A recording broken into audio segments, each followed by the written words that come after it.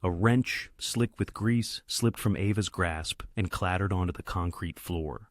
It was 11:47 p.m. on a Tuesday, and the blissful solitude of Murphy's auto repair shop meant she was precisely where she wanted to be. No Randy hovering with procedural admonishments, no customers pestering her with obtuse questions about the true meaning of an illuminated engine light. Just Ava, a partially disassembled transmission, and the soothing quiet of a Chicago night. Then, the silence fractured. Tires shrieked outside. Ava's head snapped up as brilliant headlights blazed through the garage's grimy windows, forcing her to shield her eyes. The furious roar of a powerful, damaged engine registered instantly, an expensive sound. She knew that ominous hum. Something was catastrophically wrong beneath that hood. Before the bay door fully ascended, a black Mercedes S-Class lurched inside, its undercarriage grinding against the concrete threshold. The driver cut the engine, and Ava's stomach plummeted. Bullet holes, a dozen at least, peppered the passenger side in a tight cluster, a grouping that chillingly declared professional intent. Someone had aimed with deadly precision. "We need help now?" The driver's door swung open, and a man in a blood-splattered suit stumbled out. Uninjured, Ava noted, yet his eyes blazed with raw panic. "You fix cars?" That generally is the purpose of an auto shop. Ava wiped her hands on her coveralls and approached the Mercedes, her mind already racing with calculations. "What happened? Can you fix it or not?" "Depends. What's wrong with it?" 3 more men materialized from the car's shadows, all clad in dark suits, their faces etched with the same hardened expression. Their intense stares made the fluorescent lights feel glaringly bright, uncomfortably revealing. This was no ordinary Tuesday. Having grown up in Southside Chicago, Ava recognized mob cars, and she recognized mobsters. The logical course of action was to declare the shop closed, call the authorities, and let someone else contend with the chaos that had just rolled into her life. But her gaze had already snagged on the dashboard through the shattered window, a custom-made emblem, a crowned serpent coiled around a rose, embedded in the leather. Ava's pulse quickened. She'd seen that symbol once before, on the news, during a segment dissecting Chicago's most dangerous criminal enterprises. It belonged to Damen Russo, a man whose name was whispered, never spoken aloud. "I'll look at it," she heard herself say, barely believing the words. "Pop the hood." The panicked driver glanced at the largest of the men, who gave a slight nod. The hood release clicked. Ava lifted the hood, and her experienced eye swiftly cataloged the damage. A coolant leak, a radiator punctured by a bullet, a nearly severed serpentine belt. Yet, the engine remained intact. These weren't the issues preventing the car from starting. Leaning in closer, she followed the ignition wiring with her flashlight. Then she saw it, a professionally installed secondary wire, spliced into the ignition system, leading downwards towards the undercarriage. Ava's blood turned to ice. "Everyone, step back," she said quietly. "What?" The driver moved closer. "What is it?" "I said, step back." Ava's voice cracked like a whip.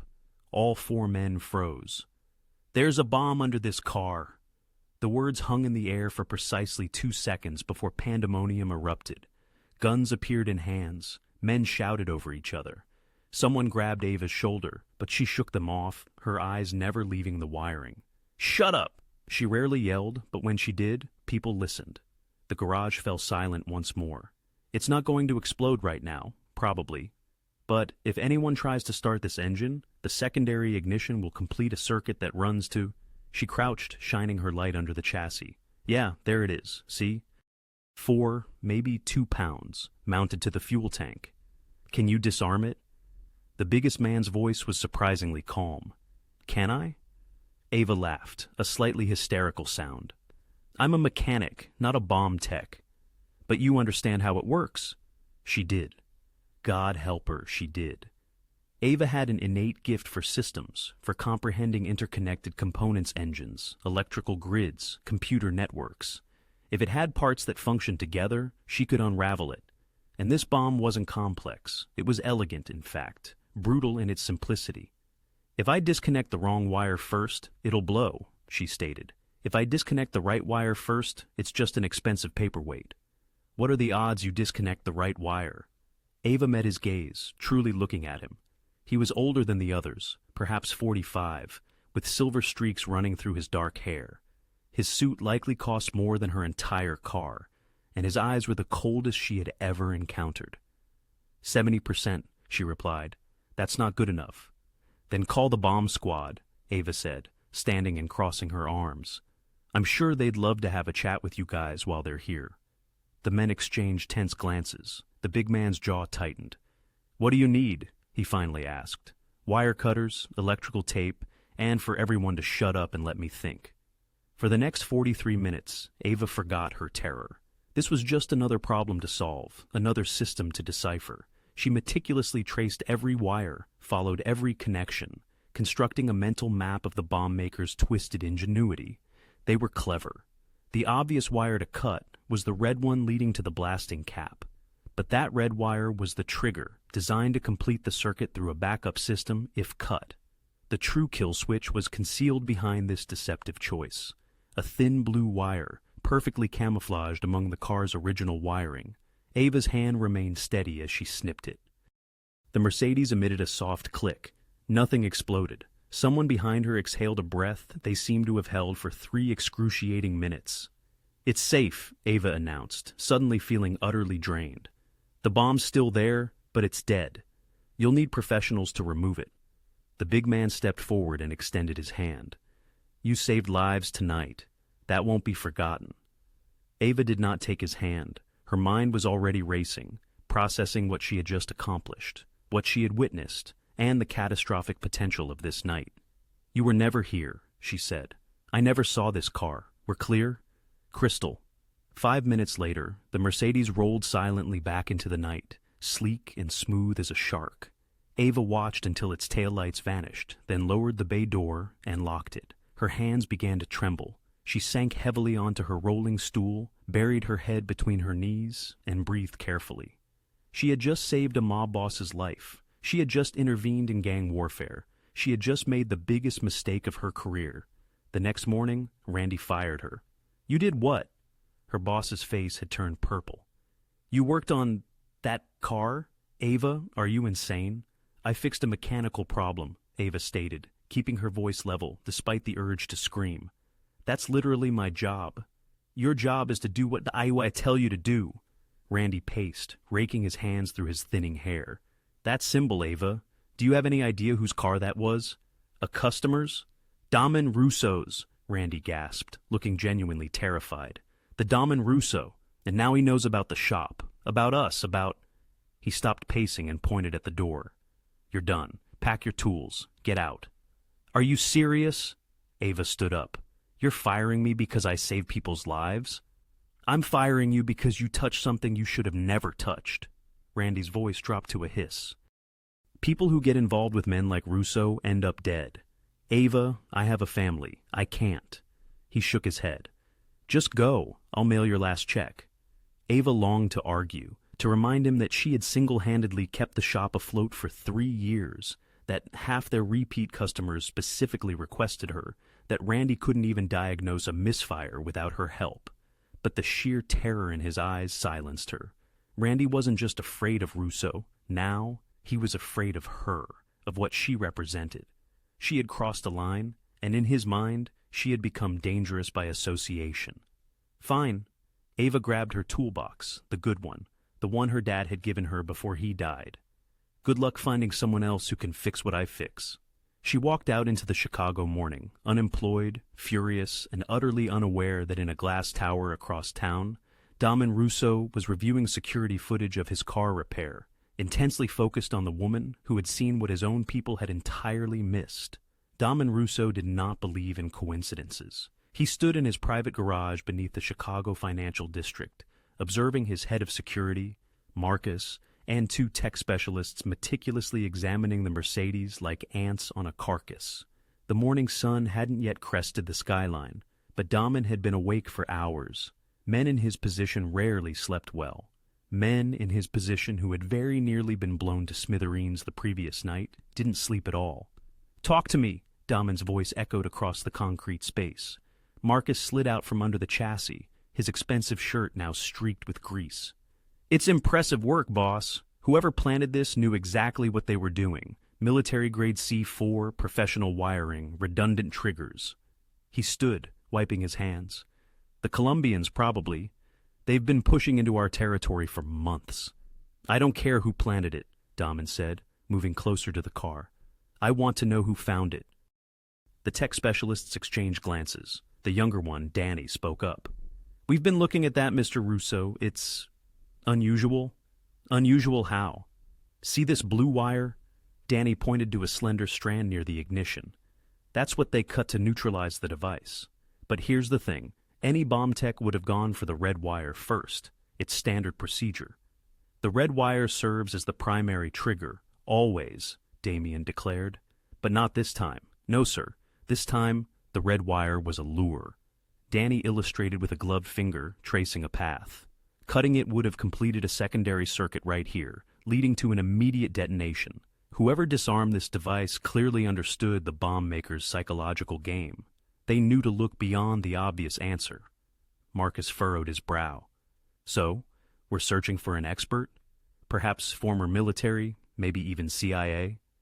That's what I initially thought, Danny responded, pulling out his tablet to display images of the wiring. But examine this rewiring job on the ignition system. They didn't just neutralize the bomb, they also repaired bullet damage, replaced a serpentine belt, patched a coolant line, and got the engine running again, all according to the timeline, in under an hour. What's your point? Marcus inquired. Danny offered a faint smile. My point is that bomb technicians don't typically carry spare serpentine belts. We're not looking for a specialist. We're looking for a mechanic. A flicker of interest ignited within Damien, a sensation he hadn't experienced in years. A mechanic? He repeated slowly. Disarmed a military-grade explosive without panicking, didn't alert the authorities, and didn't ask questions, Marcus added, pulling out his phone. Tommy mentioned the mechanic was a woman in her late 20s, reportedly calm under pressure. She apparently ordered everyone to be silent and let her work. A woman? Damien's interest intensified. Even better. Show me the footage. They moved to the security station in the garage's corner, where a bank of monitors displayed feeds from the Mercedes' dashboard camera.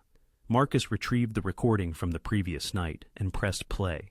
The grainy footage, shot from an angle that predominantly showed the garage ceiling, captured the mechanic's hands at work. Then, for a mere 3 seconds, she leaned back, revealing her face in full view, dark hair pulled into an untidy ponytail, sharp features, and focused eyes that betrayed no fear, only deep concentration. Pause it, Damien commanded. The image froze. He intently studied her face, etching it into his memory. This woman, unknowingly, had saved his life. She had unearthed a trap that 3 of his own security personnel had overlooked. Her split-second decisions demanded both technical prowess and steely nerves. In Damien's world, such individuals were exceptionally rare and dangerously so. What do we know about her? He inquired. Marcus consulted his phone. Murphy's Auto Repair on West Harrison. Owner is Randy Murphy, 52. No criminal record. He's operated that shop for 15 years. Our people on the street report he's already dismissing everyone who worked last night, attempting to distance himself. Smart man, Damien observed, his gaze fixed on the frozen image. He understands the consequences of seeing too much. Do you want us to handle him? Damien pondered. In his world, loose ends were swiftly and permanently dealt with. A mechanic who could identify his car, who had witnessed his people in crisis, who knew about the assassination attempt, that constituted a liability. The standard procedure would be straightforward, make her vanish. Yet, something about her meticulous work resonated with him. The precision, the unwavering confidence, the way she had commanded his men as if they were her assistants, not armed criminals. Find out everything about her, Damien instructed. Name, address, family, debts, history. I want to know what she eats for breakfast and who she confides in when she's lonely. And I want it by tonight. Boss, if you're thinking what I think you're thinking... Marcus hesitated. Getting involved with civilians is risky. I'm not getting involved with anyone, Damien asserted, finally tearing his gaze from the screen. I'm assessing a threat.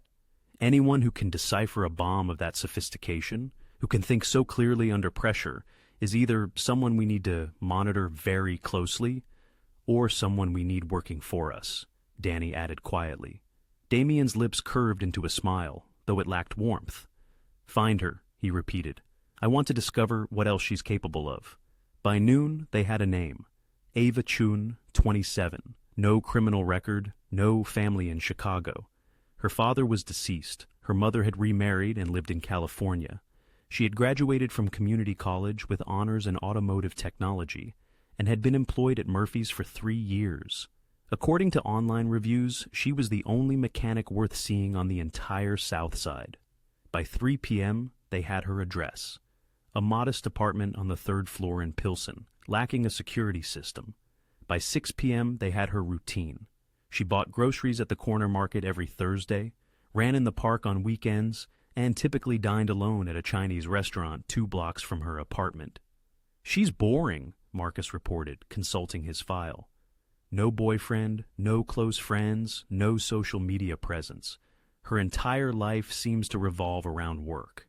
Nobody's boring, Damien corrected, gazing out his office window at the city lights. Everyone wants something. Find out what she wants. Already did, Marcus replied, a smile playing on his lips. 3 months ago, she applied for a business loan to launch her own garage. It was rejected. Too risky, they said. No collateral. Now, that was genuinely intriguing. Ava Chun wasn't merely a mechanic. She was an ambitious mechanic, her dreams transcending her current circumstances. Dreams that had been recently crushed by bureaucratic rejection. Dreams Damien could bring to fruition with a single phone call. Set up a meeting, Damien instructed. Tonight, at her apartment. Are you certain you want to handle this personally? Damien recalled that frozen image on the screen, those focused eyes that had seen through a trap designed to claim his life. Oh yes, he replied softly. I am very sure. He needed to ascertain if Ava Chun was a threat or something far more valuable. An opportunity. Either way, by the end of the night, he would know precisely what to do with the mechanic who had saved his life. Ava was midway through a microwave burrito when a knock reverberated at her apartment door. It wasn't the friendly, "Hey neighbor, can I borrow sugar?" kind of knock. This was the sort of knock that meant business 3 forceful raps that caused her cheap door to rattle precariously in its frame. She set down the burrito and approached the door, peering through the peephole. 3 men in dark suits stood in the hallway. Her stomach plummeted. So, they had found her. And quickly, she thought. Ava considered not answering, calling the police, or even scaling down her fire escape and running until exhaustion claimed her. Instead, she opened the door. Can I help you? Her voice emerged steadier than she felt. The largest man, the same one from the garage the previous night, offered a polite smile. Ms. Chun, we'd appreciate a few moments of your time. I'm rather busy. It won't take long. They weren't asking, Ava realized. That tone. These men were coming inside, whether she liked it or not. The only question was whether she would cooperate or make things difficult. Fine. She stepped back, widening the door. But I'm not making coffee. 3 men entered her small apartment, bringing with them the scent of expensive cologne and the palpable tension of barely contained violence. They fanned out naturally, inspecting corners, assessing exits, professional. Then, a 4th man stepped through the doorway, and Ava's breath caught. She had anticipated thugs, muscle, the kind of individuals who resolve problems with baseball bats and shallow graves. She had not anticipated him. Damen Russo appeared as if he had emerged from a magazine advertisement for watches costing more than cars. A tailored charcoal suit, dark hair with silver threads at the temples. He moved with an innate confidence that stemmed from never being denied, and his eyes, cold and intelligent, swept over her apartment in 2 swift seconds, cataloging every detail. When those eyes landed on her, Ava felt impaled, like a butterfly, under glass. Miss Chun, his voice was smooth, cultured. Thank you for seeing us. Did I have a choice? A fleeting smile touched his lips. There's always a choice. Sometimes the alternatives just aren't very appealing. He gestured toward her worn couch. May I sit? It's your city, apparently. He sat, crossing one leg over the other with casual elegance. The large man, Marcus, she remembered, positioned himself by the door. The other 2 receded into the background like shadows. You know who I am, Damien stated, not as a question. I know whose car I worked on last night, and yet you opened the door. That's either very brave or very stupid. Ava remained standing, arms crossed. Perhaps I'm just practical. If you wanted me dead, you wouldn't knock first. True? Damien studied her with those calculating eyes. Tell me about the bomb. What about it? How did you know which wire to cut? Ava shrugged. I followed the circuit. The red wire looked obvious, which meant it wasn't. The blue wire was cleverly hidden, integrated into the car's original wiring. That's where the real kill switch was. My explosives expert said any bomb tech would have cut the red wire first. Then your explosives expert thinks like everyone else, Ava retorted. The person who built that bomb wasn't everyone else. They were smart, so I had to be smarter. Something shifted in Damien's expression. Interest, sharp and focused. You're not afraid of me, he observed. I'm terrified of you, Ava corrected. But fear doesn't help me think clearly, so I'm setting it aside for now. We can both panic later if needed. Marcus emitted a sound that might have been a suppressed laugh. Damien's smile broadened slightly. Marcus, Damien said, without breaking eye contact with Ava. Tell Miss Chun your theory about the ignition rewiring. The large man cleared his throat. The way you bypassed the damaged starter solenoid, you rerouted through the secondary relay system. Smart work. It was adequate work, Ava conceded. But you missed something. The relay system I used has a voltage tolerance issue. In about 200 meters, maybe less, that connection is going to fry. You'll need to replace the entire ignition module. Marcus's face went blank. I didn't catch that. Obviously, Ava said, looking directly at Damien. You should probably get that fixed before your next dramatic escape. The room fell into an incredibly quiet stillness. One of the shadowy figures shifted, and Ava's heart gave a jolt. She'd just corrected a mob boss's head of security. Perhaps not her most brilliant move. Yet, Damen was smiling now, a genuine warmth replacing the polite facade he'd worn. Marcus has been with me for 12 years, Damen said softly, his gaze steady. He's ex-Marine, trained in advanced vehicle operations, and you just schooled him on electrical systems. Ava shrugged, a wry twist to her lips. It's not personal. I've simply spent more time under hoods than most people. Clearly, Damen rose, the movement fluid and controlled as he smoothed down his suit jacket. He approached Ava, stopping just inside her personal space. She held her ground. Tell me something, Miss Chun. Why didn't you call the police last night? And tell them what? Ava retorted, meeting his gaze directly. That I helped criminals escape after someone tried to blow them up? That's called aiding and abetting. Besides, I'm pretty sure your reach extends into the Chicago PD. I'd be dead before the report was filed. Smart and cynical. I like that. Damen tilted his head slightly.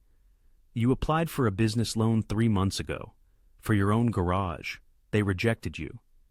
The abrupt change of subject caught her off guard. How did you... She stopped, the question dying on her lips. Of course he knew. He probably knew everything about her by now. Yes, she confirmed, a hint of steel in her voice. They said I was too risky. But you're not, Damen countered, a subtle intensity in his tone. You're highly skilled, dedicated, and from what I can see, you have excellent instincts. He paused, letting his words sink in. You just lack capital and connections. Ava's heart began to quicken. She knew exactly where this conversation was heading, and every instinct screamed at her to refuse before he even posed the question. I'm not interested in working for you, she declared quickly, cutting him off. I haven't offered you anything yet, he remarked, a faint amusement in his eyes. You're about to, and the answer is no. I fix cars, Mr. Russo. I don't want any part of whatever world you operate in. The world I operate in, Damen said quietly, his voice dangerously soft, is the only world that exists. Everything else is pretend. At least I'm honest about how power works. He reached inside his jacket, and Marcus tensed, hand hovering near a concealed weapon. Damen pulled out a plain white business card with embossed lettering. Just a phone number? People who notice things like you do, he continued, pressing the card into her hand, usually don't stay unnoticed for long. The Colombians know someone interfered with their assassination attempt. They're going to investigate. And when they find out a mechanic at Murphy's Auto saw their handiwork, he let the sentence hang in the air, a chilling, unspoken threat. Are you threatening me? Ava asked, her voice barely a whisper. I'm stating facts. His voice was gentle, almost kind, which somehow made it all the more terrifying. You entered a game last night, whether you meant to or not. The only question now is whether you're going to survive it alone, or with someone powerful enough to protect you. He stepped back, buttoning his jacket, the gesture a final punctuation mark. Think about it, Miss Chun, but don't think too long. People in your position rarely have that luxury. Then he moved towards the door, his men falling in behind him with synchronized precision. Marcus gave her a slight nod, a gesture she couldn't quite decipher. Was it respect? Before following, Damen paused in the doorway, glancing back. Oh, and Miss Chun, thank you for last night. I don't forget debts. And then they were gone, leaving Ava alone in her apartment with the burn of his business card in her hand and the chilling realization that he was right. She had entered a game, and she had no idea how to get out. 3 days after Damen Russo left her apartment, Ava still carried his business card. She hadn't called, she wouldn't call.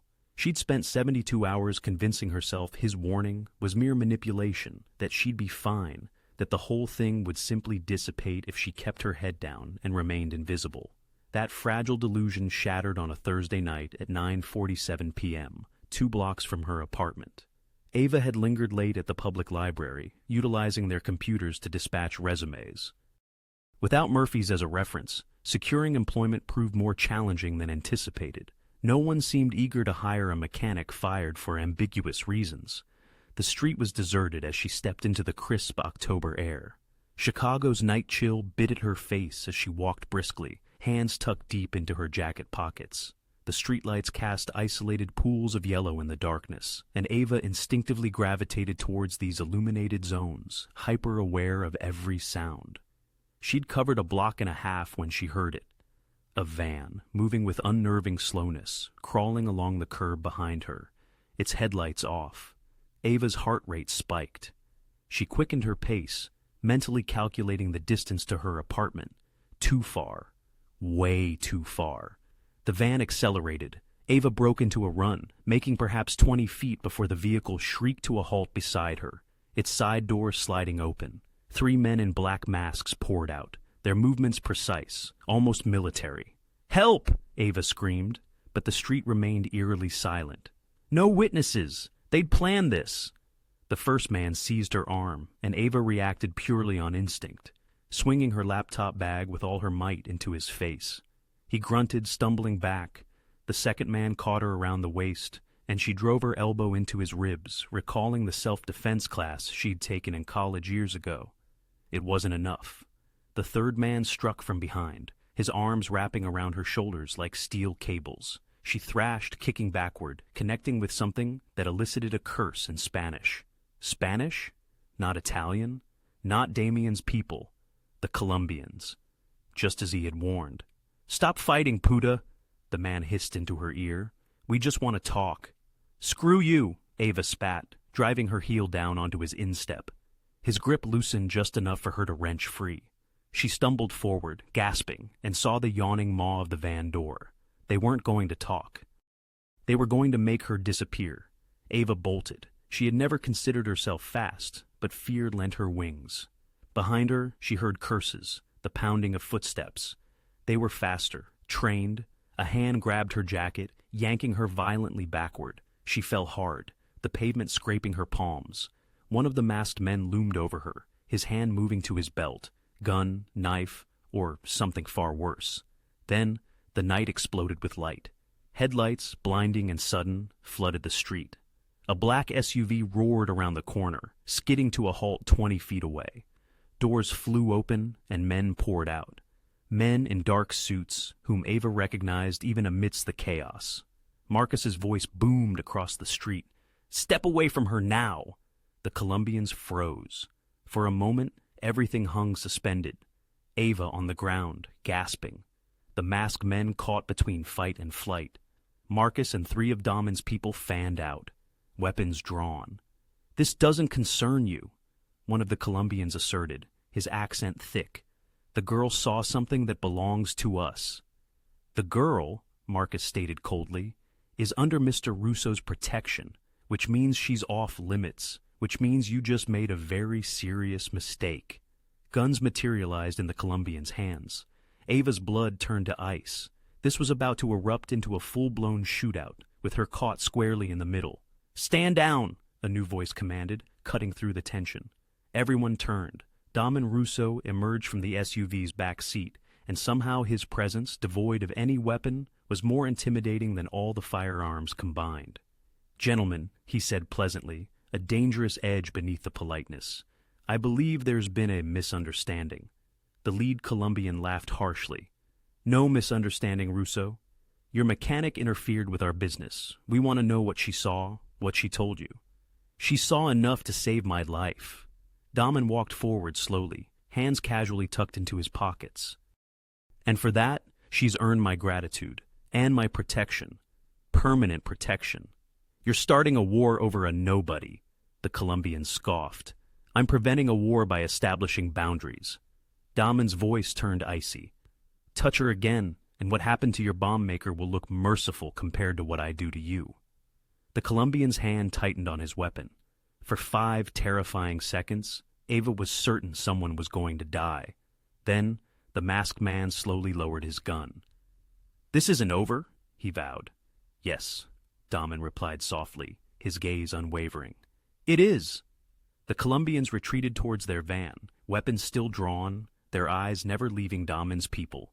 They clambered inside, and the van peeled away, tires screaming in protest. Ava sat on the cold pavement, trembling uncontrollably.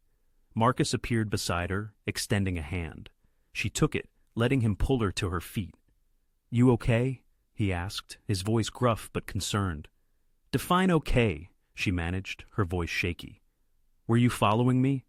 "Since the moment you left the library." Marcus's expression held a flicker of apology. "Boss's orders, 24-hour protection detail. I didn't ask for protection. You didn't have to." Damen approached, his shoes clicking rhythmically on the pavement. "The moment you disarmed that bomb, you became valuable, and valuable things in this city need protecting." Ava wanted to be furious. She yearned to scream at him for manipulating her life, for proving he'd been right, for making her need him. But her hands still trembled, and her knees felt like jelly. The truth was stark and simple. Without him, she'd be in that van right now. Or worse. "What happens now?" she asked quietly, resigned. "Now we go somewhere safe while I explain exactly what you've stumbled into." Damen gestured towards the SUV. "Please, Miss Chun, I promise you're not a prisoner, but staying here isn't an option anymore." Ava looked at her apartment building, just a block away. So close to her old life, her safe, boring, predictable life. She'd never reach it, not safely, not anymore. "Fine," she conceded, the word heavy with reluctant acceptance. "But I want answers, real answers." "You'll get them." Damen opened the SUV's door himself, a hint of deference in the gesture. "I owe you that much." Ava climbed inside, and as the door closed behind her, sealing her into the leather-scented darkness, with a man who controlled half of Chicago's underworld, a chilling realization dawned. She was terrified, yes, but she was also strangely, undeniably curious. The SUV pulled away from the curb, leaving the empty street behind. In the front seat, Marcus made a phone call, his voice low and urgent, something about securing the location and a full perimeter sweep. Ava touched her scraped palms and watched the city lights blur past, a hypnotic kaleidoscope of fear and burgeoning intrigue. Damen Russo sat in silent observation across from her. "Where exactly are we headed?" she finally ventured to ask. "To a place where they'll never find you," he replied, his voice calm. "It's one of my safe houses. You'll be comfortable there while we resolve this situation." "Resolve what, exactly?" Damien's gaze briefly caught the passing streetlights, turning his eyes to fleeting gold. "How to ensure your survival," he stated simply, "and how to guarantee those men never approach you again." The safe house was a stark contrast to Ava's expectations. She had envisioned a sterile, cold environment, bare walls, barred windows, the kind of place where individuals were sequestered and forgotten. Instead, the SUV descended into an underground facility that stole her breath. It was a garage, a magnificent cutting-edge garage that would reduce any mechanic to tears of envy. The space soared like an automotive cathedral, boasting high ceilings, immaculate white floors, professional-grade lifts, and a collection of vehicles worthy of a museum. Ferraris, Lamborghinis, armored SUVs, and several cars Ava couldn't immediately identify, but yearned to examine further. "This is a safe house?" she questioned, stepping out of the SUV. "It's a facility," Damen corrected, joining her. "I maintain several across the city. This particular one houses my private collection and serves as the operational hub for my security team." Marcus guided her past rows of gleaming automobiles toward a glass-walled office in the corner. Through its transparent panes, Ava observed monitors, desks, and several individuals in tactical gear moving with determined precision. "You'll be in the residential quarters upstairs," Damen explained. "Comfortable, private, with everything you could possibly need." But Ava wasn't listening. Her gaze had fixed on a black Audi R8, partially disassembled on a nearby lift. She immediately recognized the modifications. Armored panels, run-flat tires, what appeared to be reinforced glass, and a significant issue with the electrical system. "Your alternator housing is cracked," she blurted out, stopping mid-stride. Damen followed her line of sight. "Excuse me, the R8. Whoever handled that armor installation failed to account for the additional weight load on the charging system. Do you see that hairline fracture?" Ava pointed.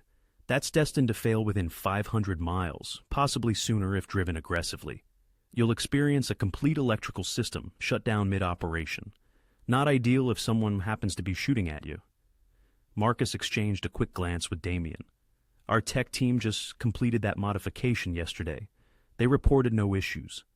"That's because they didn't spot it," Ava countered. She approached the Audi, her professional instincts eclipsing any lingering fear. "It's subtle, but it's unmistakably there." One of the technicians, a bald man in his 40s with a grease-stained shirt, emerged from behind the vehicle. "Who in blazes is this?" he demanded. "Tommy, meet Miss Chun," Marcus introduced. "She's the mechanic from the other night, the one who discovered the bomb." Tommy regarded Ava with newfound interest. "Heard about that. Good job." "Thanks," she replied. "But you might want to review your installation specifications." Ava pointed to the alternator once more. "The weight distribution is off. You're placing excessive stress on the mounting brackets." Tommy's expression darkened. "I've been modifying cars for 15 years. I think I know what I'm doing." "Then you'd know that adding 400 pounds of armor plate alters the center of gravity and exacerbates stress on every system," Ava retorted. "Your suspension modifications are solid, but you neglected to upgrade the charging system to match." Ava crossed her arms. "It's an easy fix, reinforced housing and perhaps a higher output alternator. Otherwise, this is a $30,000 repair waiting to happen." Tommy opened his mouth to argue, then closed it. He moved closer to the Audi, pulling out a flashlight to inspect the alternator housing. His defensive posture dissolved into concern. "Son of a," he mumbled. "She's right, there's a crack forming." Damen's eyebrows subtly lifted. Marcus appeared impressed. Ava felt a small wave of satisfaction. "What else?" Damen inquired softly. "What? What else is wrong?" He gestured around the expansive garage. "Look around. Tell me what you observe." Ava hesitated. This felt like a test, yet she had never excelled at suppressing her observations when confronted with problems needing rectification. She moved slowly through the garage, her trained eye systematically cataloging modifications and installations. Within minutes, she had identified half a dozen issues. "The Mercedes over there, the bulletproof glass installation creates blind spots in the side mirrors. Extremely dangerous in pursuit situations. The BMW's reinforced door panels are excessively heavy. They'll tear the hinges off within a year. And whoever installed the armored fuel tank on that Escalade disregarded heat dissipation. You're one hot day away from a fire hazard." Tommy's jaw was agape. Marcus was grinning. Two other technicians had emerged from the office, riveted by her assessment. "The Range Rover's communication system is vulnerable," Ava continued, now fully engrossed in her analysis. "I can see the antenna modification from here. It's not properly shielded. Anyone with the right equipment could intercept your radio traffic. Amateur work." "Amateur?" One of the other technicians sounded offended. "We're professionals." "Then you should know better," Ava countered. She turned back to Damien. "Listen, I'm not attempting to insult anyone, but if you're armoring vehicles for life or death situations, half measures will get people killed. These cars are good. They could be exceptional. They're just not there yet. A profound silence descended upon the garage. Every individual present was staring at her, some with resentment, others with curiosity, and most with grudging respect. Damien moved closer, his expression unreadable. "Fix it," he finally said. "What?" "Everything you just mentioned, fix it. You clearly identify problems no one else does, so fix them." I didn't come here to work for you. You came here to stay alive." Damien's voice was gentle but firm. "Right now, the Colombians perceive you as valuable to me. If you genuinely become valuable to me, they'll reconsider any further attempts. Because losing you would inflict a significant cost upon me." "That's manipulative." "That's practical." He offered a slight smile. "You said it yourself the other night. You're practical. So, here's the practical reality. You are brilliant at what you do. These men are good, but you are better, and I don't settle for good when I can have better." Ava surveyed the garage. The vehicle's ripe for improvement, the technicians watching her with a mixture of skepticism and interest, Marcus offering an encouraging nod, and Damien observing her as if she were a complex puzzle he had finally deciphered. "I am not joining your organization," she asserted firmly. "I'm not asking you to. I am asking you to pursue your passion. Fix cars, solve problems, build something exceptional. You desired your own garage. I am offering you one. The best equipment, an unlimited budget, a skilled team." He paused. "And in return, you help me safeguard my people. That's all." "That's all?" Ava repeated flatly. "Help a crime boss maintain his criminal empire. Help a businessman maintain his business interests," Damien corrected. "Semantics, but crucial ones." Ava wanted to refuse. She wanted to walk away, to forge a different path, to remain untainted. But as she looked at that Audi, at the hairline crack in the alternator housing that could cost a life, her fingers tingled with the urge to grasp tools. As she considered the Mercedes with its perilous blind spots, her mind was already formulating solutions. This was her calling. This was her love. And Damien knew it. "Just the cars," she conceded finally. "I work on vehicles. I don't inquire about their purpose. I don't get involved in anything else. Understood?" "Crystal," Damien extended his hand. "Do we have a deal, Miss Chun?" Ava gazed at his hand for a protracted moment. Then she shook it. "Call me Ava," she said. "If I'm going to be servicing your fleet, we might as well be on a first-name basis." His grip was firm, warm, and it felt somehow as though she had just signed a contract in blood. "Welcome aboard, Ava," Damien said.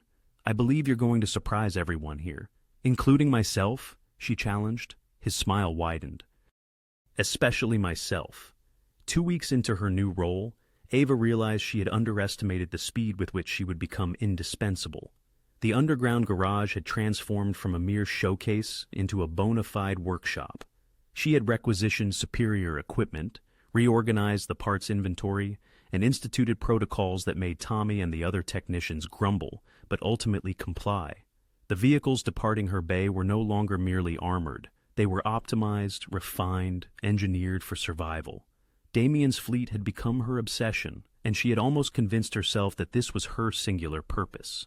The behind-the-scenes mechanic, touching metal instead of engaging in the illicit operations. That illusion shattered on a Tuesday morning when Marcus handed her a phone. "Someone wants to speak with you," he said, his expression taut. "Who?" "Just answer carefully." Ava took the phone, a knot forming in her stomach. "Hello, Ava Chun?"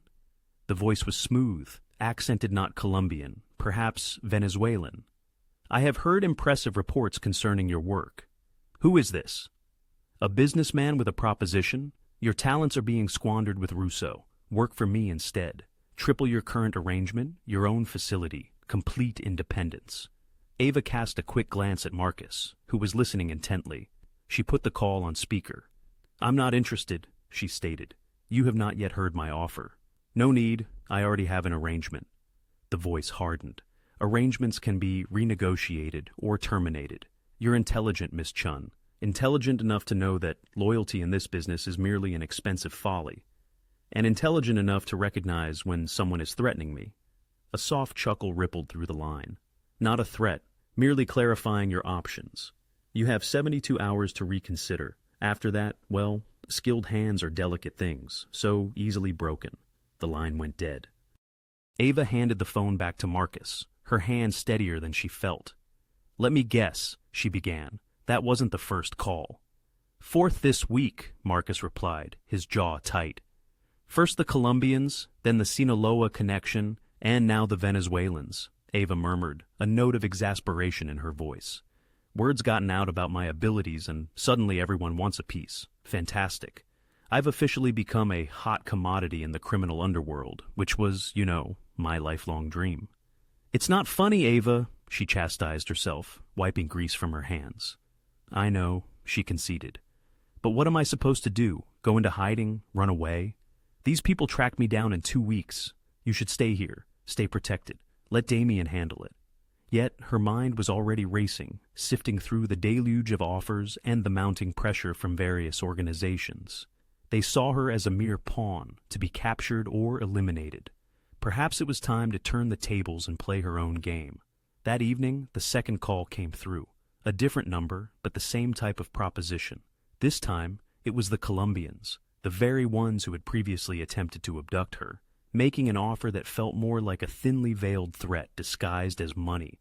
Ava listened intently, posed a few shrewd questions, and when she finally hung up, a plan had coalesced in her mind. "I need to speak with Damien," she told Marcus. 10 minutes later, she found herself in Damien's upstairs office, a space defined by dark wood, plush leather chairs, and expansive windows that overlooked the sprawling city. He sat behind his desk, engrossed in a report, and gestured for her to take a seat.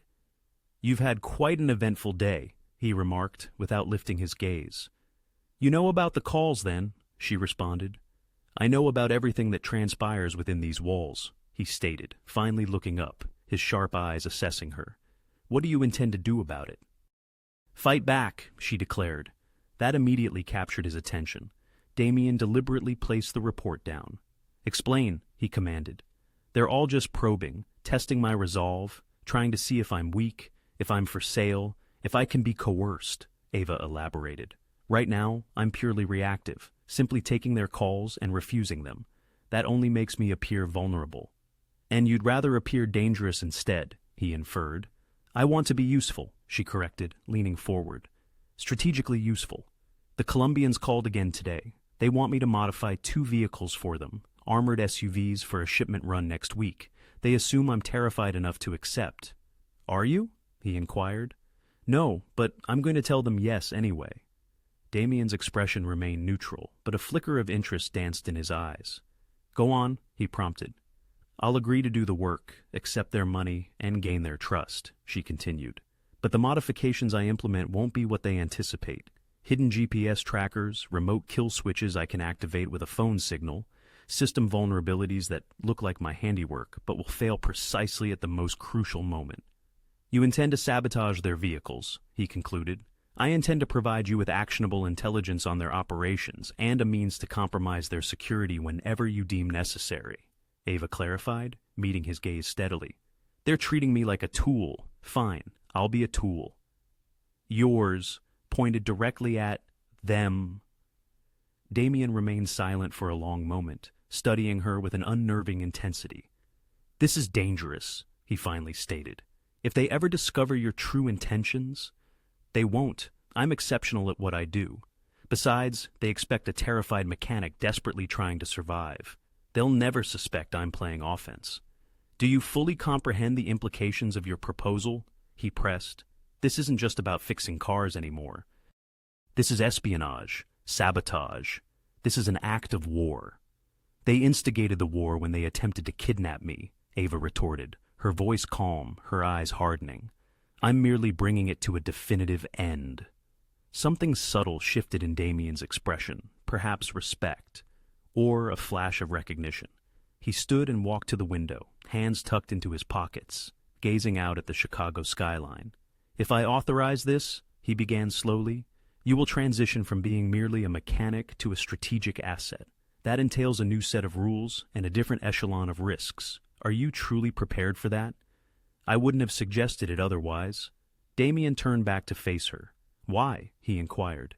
"You could remain safe, stay in the background. Why volunteer for such danger?" Ava considered the attempted kidnapping, the chilling phone calls, the pervasive feeling of being relentlessly hunted.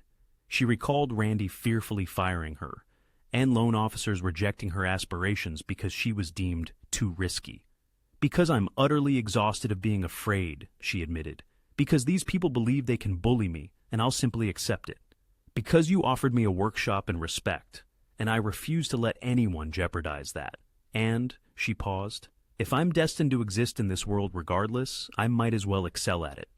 Damien smiled. It was the first truly genuine smile she had witnessed from him.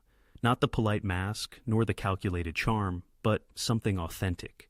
"You're going to be more than just good at it," he predicted. "Marcus, get in here." The door opened instantly. Marcus had clearly been listening intently outside. "Set this up," Damien commanded.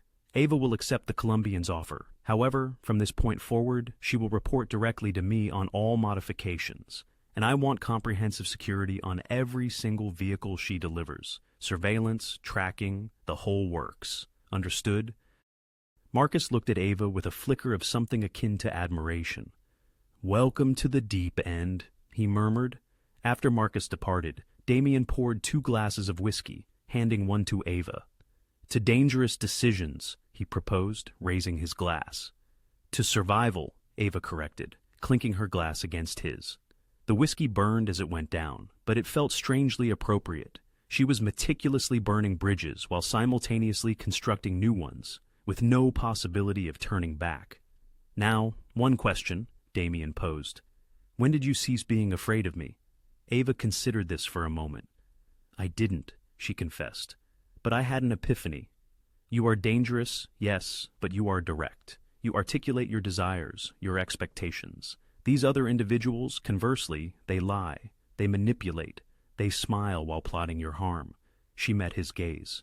"If I am to contend with dangerous men, I much prefer to deal with honest, dangerous men." "Honest," Damien repeated, a soft laugh escaping him. "That's not typically a descriptor people associate with me." "Then perhaps you need better people surrounding you." His smile lingered as he sipped his whiskey. "Perhaps I do." Later that night, Ava made the call to the Colombians and accepted their offer. Her voice was tinged with nervousness, a touch of hesitation. Precisely what they had anticipated hearing. She was now playing a role, and to her surprise, she was remarkably adept at it. The game had begun, and Ava Chun was no longer a mere pawn. She was a queen, executing moves no one had ever foreseen. 3 months later, Damien's underground garage appeared to be a scene lifted directly from a spy film. Ava stood at the epicenter of her dominion, for that is precisely what it had become, observing Tommy and his team meticulously install the latest modification on a black Suburban. The transformation from skeptical resistance to enthusiastic collaboration had taken weeks. However, once the technicians witnessed her capabilities firsthand, they became her most fervent advocates. "Be precise with that panel," she called out. "The magnetic seal must be perfectly flush, otherwise the scanners will detect it." Tommy responded with a thumbs up. He no longer questioned her. In fact, no one did. The Suburban was a true masterpiece, though its exterior gave no hint of the marvel within. On the surface, it presented itself as a standard armored vehicle. Beneath, it was a veritable fortress on wheels, equipped with capabilities that would undoubtedly ignite envy in intelligence agencies. Hidden compartments, seamlessly integrated into the door panels and floor, eluded detection by X-rays or drug-sniffing dogs. Anti-pursuit systems could deploy tire spikes or oil slicks with a mere touch of a button. Encrypted ignition locks demanded both a physical key and a biometric scan. Run-flat tires were filled with self-sealing foam, and bulletproof glass could withstand repeated assault rifle fire. And those were merely the defensive features. "How's the smokescreen system performing?" Ava inquired of one of the younger technicians, a sharp young man named Ryan, who reminded her of her own 22-year-old self, eager to learn, desperate to prove his worth. "Tested it this morning," Ryan exclaimed, grinning broadly. "Deploys in under 2 seconds, blanketizes an entire city block with dense white smoke. Even the thermal cameras can't penetrate it." "Good, and the EMP shielding?" "All critical systems are Faraday caged," Ryan assured her. "You could detonate an electromagnetic pulse right next to this beast, and it would continue to run flawlessly." Ava nodded, satisfied. She had spent weeks meticulously perfecting that particular modification after reading intelligence reports about rival gangs experimenting with EMP devices. Damien's fleet would now be completely immune. Miss Chun, Marcus's voice was as quiet as ever, appearing at her elbow. The boss wishes to see you upstairs, something about the new communication system. Ava wiped her hands on her coveralls and headed for the elevator. The techs had stopped addressing her as Miss Chun weeks ago, now simply calling her Ava, or occasionally Boss Lady when they believed she couldn't hear. But Marcus maintained the formality, a sign of respect that felt both flattering and subtly uncomfortable. She found Damien in his office, standing by the window as usual, gazing out over Chicago like a monarch surveying his dominion, which, she supposed, he truly was. "You wish to see me?" she asked. He turned, and she noticed he was holding a tablet. "I've been reviewing the modifications you've implemented over the past 3 months. Impressive scarcely begins to cover it. Thank you. The Colombians' vehicles failed precisely as you foretold. Both SUVs simultaneously broke down during their shipment run. Our operatives intercepted the cargo without a single shot fired." A faint smile played on his lips. "They are convinced they fell victim to a streak of bad luck and utterly incompetent mechanics. They have no inkling that you orchestrated the entire ordeal." Ava felt a flush of deep satisfaction. "The Venezuelans are still utilizing the vehicles you modified for them. The GPS trackers have provided us with critical intelligence on 3 of their safe houses and 2 distribution points. When the opportune moment arrives to move against them, we will know precisely where to strike." "Good." Damien set down the tablet and moved closer. Their working relationship had evolved into an easy, almost natural rhythm over the preceding months. Professional, respectful, underpinned by an unspoken understanding that neither of them fully acknowledged. He treated her as an equal, valued her insights, and never once made her feel like just another employee. It should have been simpler that way. It wasn't. "I have a proposition," he stated. "Another one?" Ava raised an eyebrow, a hint of amusement in her voice. "A different kind?" He pulled something up on his tablet and handed it to her. "I'm expanding operations into Detroit and Milwaukee. Both cities require secure transportation and fortified facilities. Imagine crafting an entire vehicle infrastructure from the ground up, with an endless budget and total creative autonomy. This was the extraordinary project that now lay before Ava, its specifications etched in her mind. 20 bespoke vehicles, 2 fully outfitted garages, and comprehensive security systems. It was the kind of opportunity most mechanics only dreamed of, a monumental undertaking that sent a surge of excitement through her. "This is immense," she acknowledged, a slight hesitation in her voice as she reviewed the details. "And you've truly earned it. Your contributions have boosted my operations by 30% in efficiency and markedly improved safety. My team trusts these vehicles because they trust you." He paused, his gaze unwavering. "I trust you." Those 3 words lingered, a silent testament to the unspoken currency of Damien's world, a currency far more precious than money, often dictating the thin line between life and death. "I'll need 6 months," Ava stated, her mind already racing with designs. "Perhaps 8, depending on critical supply chains." "Take all the time you require," Damen replied, moving to his desk and retrieving a sleek black credit card. "This is for you. No spending limits, no questions asked. Procure any equipment, hire any specialists. Just build me something truly extraordinary." Ava felt the weight of the card in her hand. It wasn't merely plastic and metal, but a tangible embodiment of power, responsibility, and profound trust. "One more thing," Damen added, his tone softening perceptibly. "You've spent the last 3 months in the residential quarters here, which was intended to be temporary." Ava's stomach tightened. Was he subtly suggesting she leave? Had she overstepped her bounds? "I've acquired a building in Lincoln Park," he continued, a faint smile playing on his lips.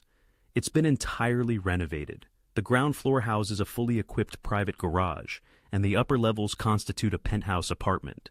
It's yours." She stared, dumbfounded. "You bought me a building?" "I bought you a home and a proper workspace. You've simply outgrown this current facility," he explained, a hint of amusement in his voice. Besides, my people are starting to voice complaints that you've monopolized the entire garage.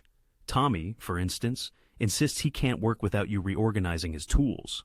That's because his organizational system is sheer chaos, Ava retorted, a small smile appearing on her face.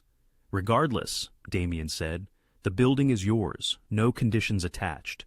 You're free to decline, of course, he gestured around his opulent office. But you've created something exceptional here. You deserve your own dedicated space to build even more. Ava found herself speechless. A building in Lincoln Park, one of Chicago's most coveted neighborhoods, a property easily worth millions. This is too much, she finally managed to articulate. It's precisely enough, Damien affirmed, his eyes holding hers steadily. You are not merely an employee, Ava. You are indispensable. Every vehicle you've touched, every system you've engineered, has saved lives, including my own, on multiple occasions. This isn't philanthropy. It's an irrefutable investment in the person who has become the very cornerstone of my security operations. I don't know what to say. Say yes, move in this weekend, begin planning the Detroit and Milwaukee projects, and continue to create the impossible. Ava truly looked at him then. In the span of 3 months, Damen Russo had transcended the role of a dangerous mob boss, evolving into something far more complex, an ally, a partner, someone who recognized her untapped potential and provided the fertile ground for her to flourish. Perhaps even a friend, though the word felt both too minuscule and too perilous to utter aloud. Yes, she whispered, and thank you for everything. Thank me by continuing to make me look good, he said, extending his hand. Deal? She shook it, and this time the contact felt less like a blood pact and more like the sealing of a partnership forged from mutual respect and shared ambitions. Deal, Ava reiterated. As she descended in the elevator back to the bustling garage, a profound realization dawned on her. She wasn't merely surviving anymore, nor was she simply adapting to this perilous new world. She was thriving within it. The woman once fired for fixing the wrong car had become the indispensable linchpin of Damen Russo's organization, the one everyone relied on to stay alive.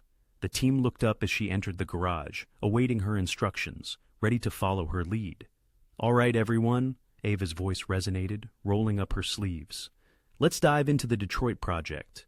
We're going to build 20 vehicles that will make everything we've done so far look like mere practice. I want everyone's shrewdest ideas on my desk by tomorrow morning. The team erupted in excited murmurs. Tommy beamed at her like a proud parent. Upstairs, in his office, Damen Russo observed the security feed of his garage, a faint smile playing on his lips. He knew, with absolute certainty, that he had made the correct choice when he decided to protect her rather than eliminate her. She had become irreplaceable, and in his world, irreplaceable was synonymous with invaluable. The call shattered the pre-dawn quiet at 2:47 a.m. on a Saturday. Ava, unable to sleep, was in her new Lincoln Park garage tinkering when Damen's personal number flashed on her phone. She answered instantly. We have a problem. His voice, though calm, was taut with urgency. I'm en route to a meeting on the south side. Intelligence suggests the Sinaloa crew might make a move. Which vehicle are you taking? The new Escalade, the one you just finished last week. Ava's pulse quickened. That Escalade was a culmination of her months of relentless refinement. A rolling fortress, the zenith of her engineering prowess. If ever there were a moment to test her designs under authentic combat conditions, this was it. I'm coming, she declared, already reaching for her jacket. Ava, no, it's too dangerous. That's my work in there. If anything goes awry, I need to understand why. She was already heading for her own modified BMW, a project she continuously refined. Where's the meeting? A beat of silence. The industrial district near the old steel mills, but Ava, please stay back. Just monitor. Another pause. Fine, but maintain a minimum distance of 2 blocks. Marcus will transmit the coordinates.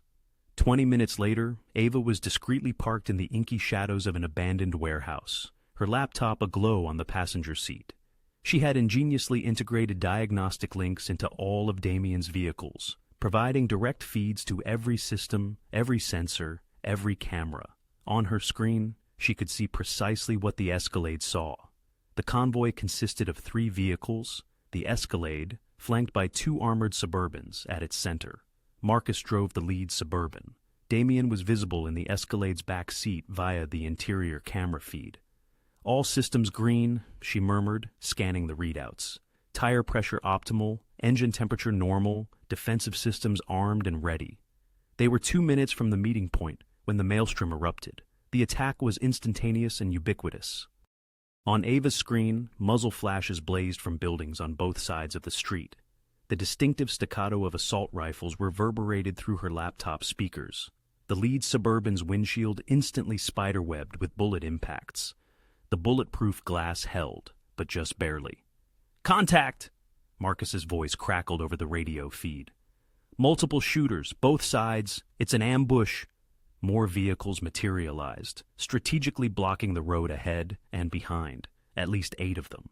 Their positions were professional. This was no random hit, but a meticulously coordinated military-grade operation. They intended to ensnare the convoy and overwhelm it with sheer firepower. They had no conception of what they were truly up against. "Defensive systems activating," one of Damien's men reported. Ava watched her screen as the vehicle's automated responses galvanized. The lead Suburban deployed smoke canisters, engulfing the street in thick, opaque white clouds that thermal cameras could not penetrate. The rear Suburban activated its tire spike system. Tungsten spikes erupted from behind it, shredding the tires of 2 pursuing vehicles, sending them careening out of control into catastrophic crashes.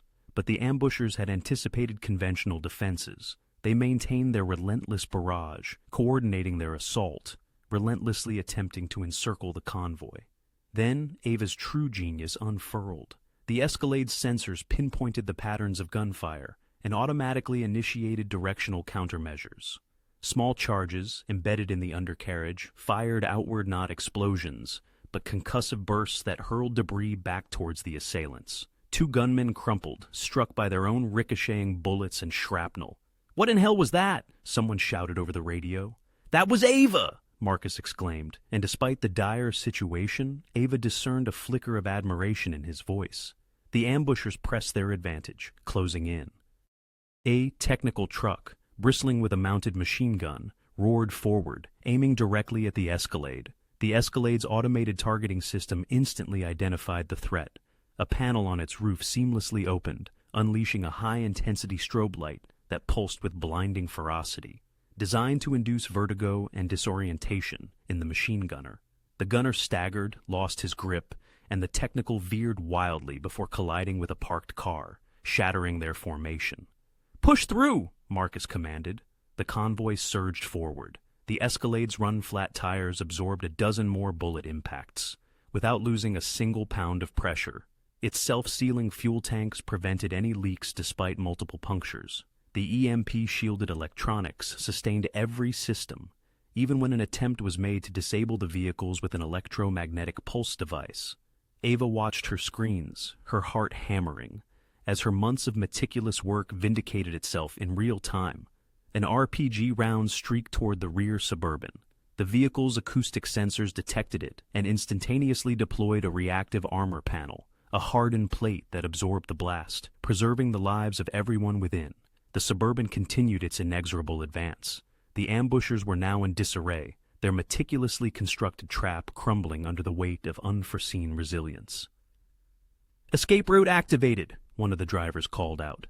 The Escalade's navigation system, pre-programmed with a multitude of emergency routes, expertly guided them through a labyrinth of back alleys that Ava had personally charted. Passageways too narrow for the heavier ambusher vehicles, with strategically placed turns designed to shake any tail. Within 3 minutes, the convoy had vanished into the sprawling Chicago night, leaving behind a scene of shattered vehicles, wounded ambushers, and utter bewilderment. Ava, perched in her car, found her hands trembling with a rush of adrenaline as she gazed at her laptop screen. Every intricate system had functioned flawlessly, each modification executing its purpose precisely as she'd envisioned. Her vehicles had transformed what should have been a deadly ambush into an abject failure for the assailants. Her phone buzzed. It was Damien. "That was extraordinary," he declared, bypassing pleasantries. "Every single defense system operated perfectly." They unleashed everything they had, and we didn't lose a single soul." He paused. "Any damage to the vehicles?" "Cosmetic only. The Escalade took 47 bullet hits and still ran as if nothing had occurred. Marcus claims it's the most impressive defensive driving he's ever experienced, and he spent 10 years in Force Recon." Ava exhaled a breath she hadn't realized she was holding. "Good. That's really good. The Sinaloa crew is going to have questions. Big questions about how we survived an ambush that should have annihilated us all." A note of triumph colored his voice. "Word is going to spread, Ava, about the vehicles, about their capabilities. About the mechanic who built them," she murmured, an almost silent whisper. "About the ghost mechanic who renders my fleet untouchable." By sunrise, the narrative had ripped through Chicago's criminal underbelly like a furious conflagration. Damen Russo's convoy had not merely endured a coordinated ambush by 20 armed men employing military-grade weaponry. They had emerged entirely unscathed, while their attackers suffered 8 wounded and 5 vehicles completely destroyed. The vehicles, it was rumored, had defended themselves, unleashed unknown weapons, and vanished like phantoms. Everyone clamored to discover the mastermind behind these impenetrable machines. 3 days later, Marcus presented Ava with street intelligence reports. She sifted through them in her Lincoln Park garage, a forgotten cup of coffee growing cold in her hand. "They're calling you the ghost mechanic," Marcus stated. "No one knows your name yet, but the word is Russo has someone making his vehicles invincible. 3 different organizations have attempted to poach you. 2 have placed bounties on information leading to your identity." "That's just wonderful," Ava retorted, her tone laced with sarcasm. "Now, I'm both valuable and hunted." Marcus offered a faint smile. "That's the natural consequence when you create something that fundamentally alters the game. But you should know, Damien has spread the word. Anyone who touches you, anyone who even threatens you, is declaring war on him personally. You now have the full weight of his protection." Ava mulled this over, reflecting on her improbable journey from the frightened mechanic disarming a bomb in Rye's garage, from being dismissed and forgotten to becoming indispensable and shielded. "The ghost mechanic," she repeated. "I rather like that." "You should. In just 3 months, you've become a legend. Mechanics across the city are racking their brains trying to unravel your methods. None will even come close, for none possessed your unique vision. None perceived vehicles as living systems, capable of adaptation and self-defense. None had dedicated months to meticulously perfecting every detail, anticipating every conceivable threat. The ambush, she realized, had been her ultimate test, and she had passed with spectacular success. "What's next?" Marcus inquired. Ava smiled, turning back to her workbench, where blueprints for the Detroit project lay unfurled. "Next," she declared, "we elevate the legend even further." Her new workshop, she now understood, was no sanctuary. This stark realization struck Ava at 11:15 p.m. on a Thursday when a complete power outage simultaneously enveloped her entire building. This was no brownout, no mere circuit malfunction, but a meticulously orchestrated shutdown that plunged the lights, disabled the security system, and deactivated the fortified electronic locks on her garage door. As she reached for her phone, they entered through the service entrance. 4 figures in tactical gear, moving with chilling professional precision amidst the gloom, their night vision goggles gleaming, their weapons suppressed. One seized her from behind, while another pressed a stun device against her neck, sending a jolt of electricity rippling through her body. Ava collapsed, her muscles spasming, a cry trapped in her throat. They zip-tied her wrists and ankles, threw a hood over her head, and carried her out like inert cargo. The entire operation lasted under 90 seconds. She had prepared for countless contingencies, but not this. When the hood was finally removed, Ava found herself in what appeared to be an abandoned factory. Rusting machinery loomed in the shadows, and the air was thick with the scent of stale oil and decay.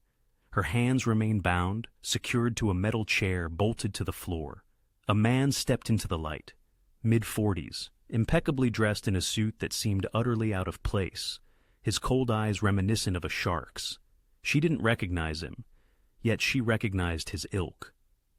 "Miss Chun," he began, his tone deceptively pleasant. I apologize for the rather dramatic entrance, but you have proven exceedingly difficult to reach through conventional channels. Who are you? She challenged. Someone who lost 8 men and 5 vehicles thanks to your clever little toys. His pleasant demeanor vanished. The Sinaloa cartel does not take kindly to public humiliation. We want to understand how Russo's vehicles operate, and you, Miss Chun, are going to explain it to us. Ava's mind raced, cataloging her limited options. The building was isolated. No one had witnessed her abduction. Her phone was gone. No one knew her whereabouts. Except, she remembered the wrench tucked into her back pocket, the one she carried everywhere, her father's old torque wrench, its grip worn smooth. The one she had modified 3 weeks ago, paranoia about precisely this scenario driving her. If it was still there, Damien would find her. If not, she would have to buy time. I'm not telling you anything, Ava declared. The man smiled. I anticipated that. We possess methods for encouraging cooperation. He gestured, and one of his men produced a laptop, placing it on a makeshift table. The screen displayed schematics, crude, incomplete, but unmistakable. They had obtained one of Damien's vehicles and begun reverse engineering it. We've deciphered some of it, the man continued. The armor plating, the run-flat tires, the fundamental defensive systems. But there are components we cannot fathom. Circuits that appear to serve no purpose. Systems that activate in unpredictable patterns. Because they were designed that way, Ava thought. Layers within layers, redundancies disguised as failures, traps hidden in plain sight. Tell us how it functions, he demanded, or we will begin breaking fingers until you do. Ava met his gaze steadily. You can break whatever you wish, but if you believe I am going to hand you the keys to Damen Russo's entire security infrastructure, then you are even more foolish than you appear. His hand moved with shocking speed, striking her across the face. Pain exploded in her cheek, and she tasted blood. Wrong answer, he snarled. It's the only answer you're getting. He nodded to one of his men, who stepped forward with a pair of pliers. Ava's heart pounded, but she maintained a neutral expression. Buy time. That was all she could do. Then her captor's phone rang. He answered it, listened, and his face paled. What do you mean they found it? How? He looked at Ava, suspicion dawning in his eyes. Search her. Now. Everything. 30 seconds later, they found the wrench in her back pocket. The man held it up, and one of his technicians examined it with a scanning device. The tech's face confirmed what Ava already knew. GPS tracker, the tech reported. Active signal, military grade.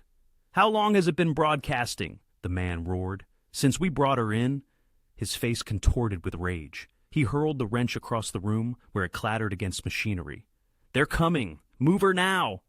The building's front wall exploded inward. Not literally, no explosives, but 3 SUVs simultaneously burst through the rusted metal doors, their engines roaring. Headlights flooded the space, momentarily blinding everyone. Men poured out, armed and moving with deadly precision, and leading them, stepping from the central vehicle with a gun clutched in his hand and murder burning in his eyes, was Damen Russo. Let her go, he commanded quietly. His voice carried across the factory floor, soft yet utterly resolute. For a terrifying instant, Ava feared she would be caught in a crossfire as the Sinaloa men snatched up their weapons. But Damien's people had already flanked them, cutting off every escape route. Laser sights painted crimson dots on each cartel member. They were outmaneuvered, outgunned, and trapped. The man who had struck her made one last, desperate move. He pulled a pistol and aimed it squarely at Ava's head. You take one step, he snarled at Damen, and I kill her. Damien didn't hesitate. He raised his own weapon and fired. The shot was flawless, tearing through the man's shoulder, spinning him away from Ava. The pistol clattered to the floor. Before he could recover, Marcus was there, driving him down, securing him with brutal efficiency. The other cartel members dropped their weapons. The conflict was over before it truly began. Damien crossed to Ava in 3 swift strides. He holstered his weapon and produced a knife, severing the zip ties with quick, practiced movements. His hands were steady, yet she discerned tension in every line of his muscular frame. Are you hurt? He asked. Nothing permanent? Her voice emerged steadier than she felt. How did you find me so fast? the tracker in your wrench. I've been monitoring it since you installed it. When it began moving at 11:17 p.m., I knew. His eyes met hers, and she glimpsed something in them she had never seen before. Fear. I thought I might be too late. You weren't. Ava managed to smile despite her split lip. And they didn't get anything. I didn't tell them anything. Marcus approached, helping Ava to her feet. She did better than that, boss. Look at this. He held up the laptop the cartel had been using. On the screen, the schematics they had extracted from Damien's vehicle were overlaid with red warning messages.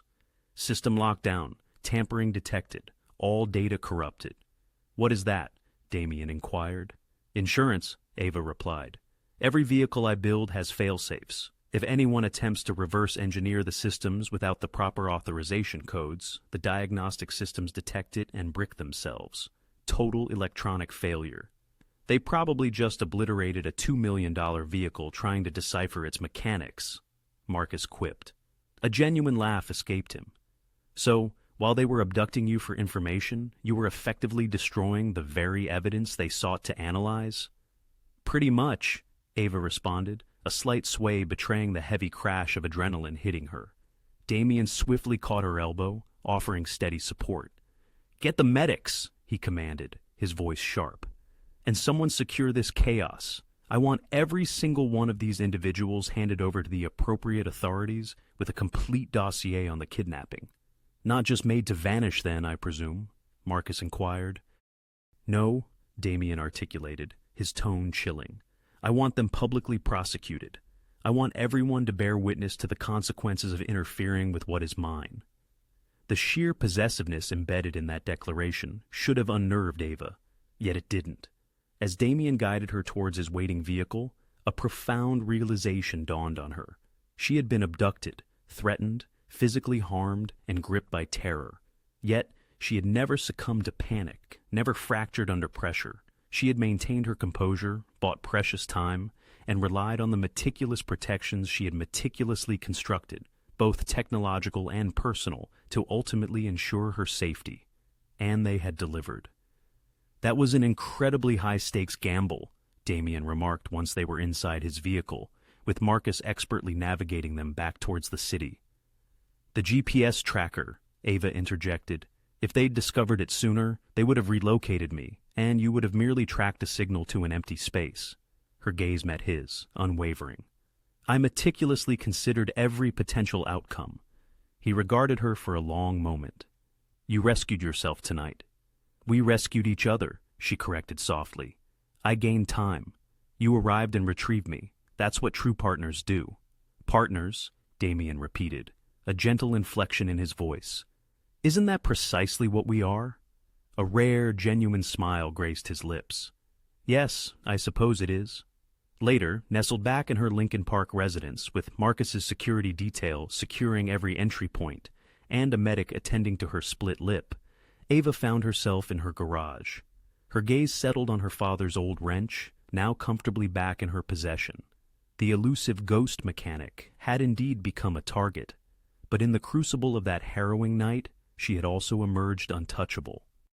Anyone foolish enough to attempt to harm her would swiftly discover the profound consequences of challenging not only Damen Russo's formidable empire, but also the woman who had intrinsically become its very cornerstone. 5 days after the kidnapping, Damien urgently requested a meeting with Ava in his private garage. This wasn't the main facility where his team operated, but rather his personal collection, a sanctuary privy to very few. It lay hidden beneath his penthouse, nestled in the vibrant heart of downtown Chicago, accessible only via a private elevator, demanding both a key card and a biometric scan. Ava had never received such an invitation before. As the elevator doors glided open, they revealed a sight that stole her breath away. While the main garage exuded functionality and industrial purpose, this space was an exquisite work of art. A dozen vehicles, meticulously arranged like sculptures within a museum, each embodied a distinct epoch of automotive brilliance. A 1967 Shelby GT 500, a 1954 Mercedes 300 SL Gullwing, a 2003 Ferrari Enzo, and numerous others, each flawlessly maintained, each worth an absolute fortune. Yet, What truly captivated her attention were the three vehicles positioned at the very center of her vehicles. The Escalade from the ambush still bore the scars of 47 bullet impacts, but purred perfectly. The Mercedes from that inaugural night, the one with the bomb, now completely restored to its pristine condition. And a brand new Suburban, one she had meticulously finished modifying just the week prior to the kidnapping. Damien stood beside the Mercedes, dressed in casual attire jeans and a black sweater, a departure from his usual impeccably tailored suits. This relaxed appearance somehow made him seem younger, more undeniably human. "This is where I come to contemplate," he said as she approached. "Every automobile here signifies a pivotal moment that irrevocably altered my life. A crucial decision, a hard-won victory, a profound lesson acquired." Ava's hand gently traced the smooth surface of the Mercedes hood. "And this one?" she inquired.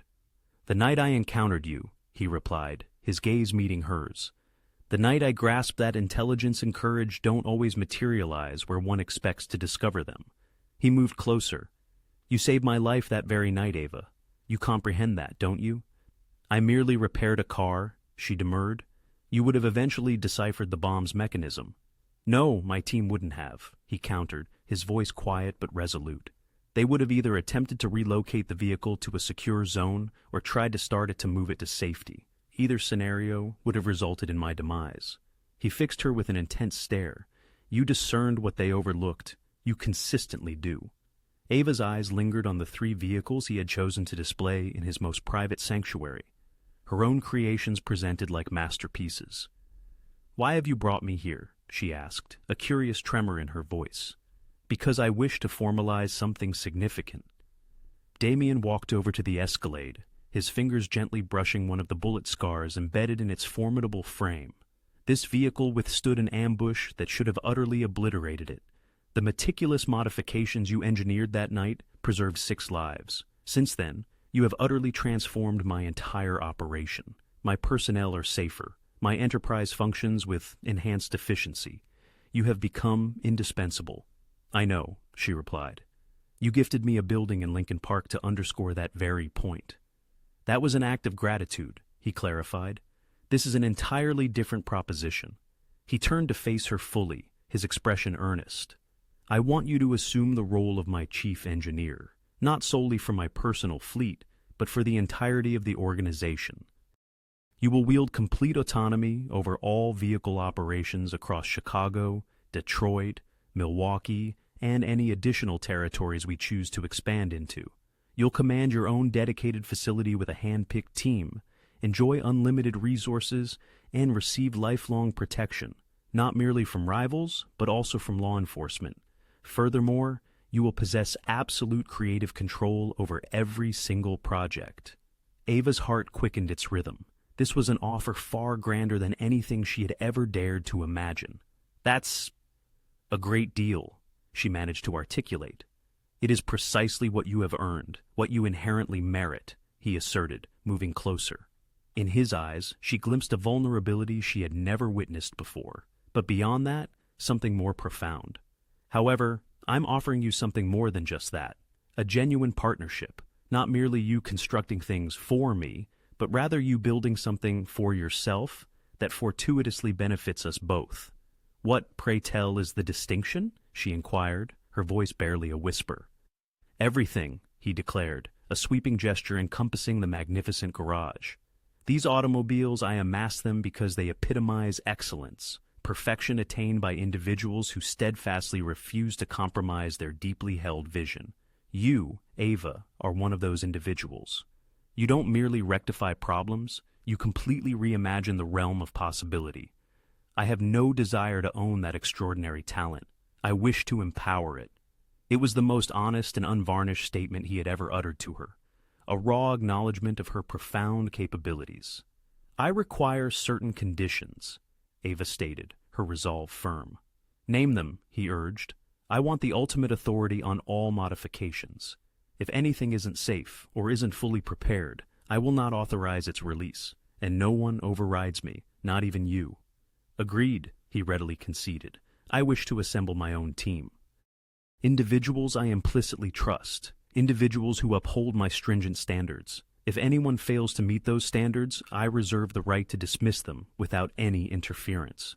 Done, he affirmed without hesitation, and I demand legal protection. Authentic protection. If something goes awry, if the law targets the organization, I want ironclad guarantees that I will not be sacrificed to salvage anyone else. Damien offered a slight smile. I employ the most formidable lawyers in Chicago on a permanent retainer. They will meticulously draft whatever you require, immunity agreements, non-disclosure contracts, every conceivable detail. You will be as legally safeguarded as I am. Ava drew a breath to steady herself. One more condition. Proceed, he encouraged. I am not your employee. I am your partner. I demand an equal voice in all decisions that directly impact my work. If you contemplate an action that jeopardizes my personnel or my vehicles, we will engage in a thorough discussion first. I will cast a vote. A profound silence descended upon the garage for a prolonged moment. What Ava was requesting was absolutely unprecedented true parity with one of Chicago's most influential figures, a level of authority no one else within his organization, not even Marcus, possessed. Damien extended his hand. Partners, he declared, his voice resonating with sincerity. Equal voices. I wouldn't wish it any other way. Ava's gaze flickered from his outstretched hand to his face. He genuinely meant it. Every single word. For the very first time in her life, someone was not merely acknowledging her extraordinary talent, they were celebrating it, empowering it, entrusting her to construct something truly remarkable without constraints or fear. Randy had summarily dismissed her for being too capable, too audacious. The bank had rejected her loan application for being too audacious a risk. Every man in her past had been undeniably intimidated by her intellect, her relentless drive, her unwavering refusal to be diminished. Yet, Damen Russo stood before her, proffering freedom, boundless resources, and profound respect. She firmly shook his hand. Partners, she agreed, her voice imbued with newly found determination. His grip was warm and reassuringly firm, and this time, the handshake felt fundamentally different from all the others. It wasn't a contract etched in blood, nor a mere business transaction. It was something far deeper, a shared recognition that they had both discovered someone who truly comprehended what it meant to reject compromise, to demand absolute excellence, to meticulously construct something that profoundly mattered. There's one more thing, Damien began, unyielding, still holding her hand. I need you to grasp the fundamental reason why I am undertaking this, why I am offering you every single thing I am putting forth. Because I significantly enhance the efficiency of your operation, Ava ventured, because you render it achievable. His voice then descended to a lower, more intimate tone. Without you, we merely survive. With you, we unequivocally excel.